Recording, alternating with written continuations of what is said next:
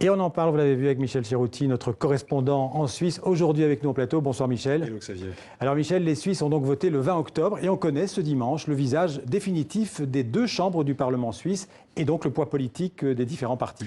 Absolument Xavier, vous savez que la Suisse, comme les États-Unis ou la France, met un système bicaméral. Donc le Conseil national, on l'a élu le 20 octobre dernier. Et puis pour les sénateurs, le Conseil des États, ça a pris un peu plus de temps. Ça s'est terminé aujourd'hui. On connaît donc ce visage. On y assistait également, comme pour les députés, à une poussée des Verts qui ont gagné 4 sièges. Ils sont 5 aujourd'hui. Mais comme ça s'est fait plutôt au détriment du Parti socialiste qui en a perdu 3, j'ai envie de vous dire ce soir que la représentation partisane, elle a changé, mais la répartition des forces, elle, pas tellement, avec toujours un net avantage, on va dire, à la droite pour cette chambre haute qui est le Conseil des États.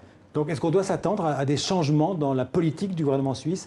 Alors ce qui a changé, c'est au niveau du Conseil national, puisque là, il y a un mois, on a vu une très très forte poussée des Verts qui ont gagné 17 sièges, avec pas mal de jeunes femmes élues en l'occurrence. Et ce qu'ils ont réussi à faire avec cela, c'était casser la majorité qui était, elle, de droite pour les députés, pour le Conseil national. Donc aujourd'hui, il n'y a plus de majorité dans cette Chambre, il y a plutôt une majorité à droite pour le Conseil des États, ce qui veut dire que le grand gagnant de ces élections ce soir, ce sont les centristes du Parti démocrate chrétien et ses quelques alliés, puisque ils vont pouvoir décider de voter soit à gauche, soit à droite en fonction des objets. Et on a déjà vu le poids du Parti démocrate chrétien récemment, puisqu'il s'est prononcé afin de ne pas soutenir la candidate verte Regula Ritz, qui elle souhaiterait devenir conseillère fédérale. Et si cette dernière n'obtient pas l'appui du PDC, le Parti démocrate chrétien, les Verts et les socialistes n'auront pas suffisamment de représentants à l'Assemblée fédérale pour l'élire au Conseil fédéral. Donc malgré la poussée des Verts dans les urnes, il n'y aura probablement pas de ministre, entre guillemets, vert en Suisse. Ça me paraît peu probable, en effet.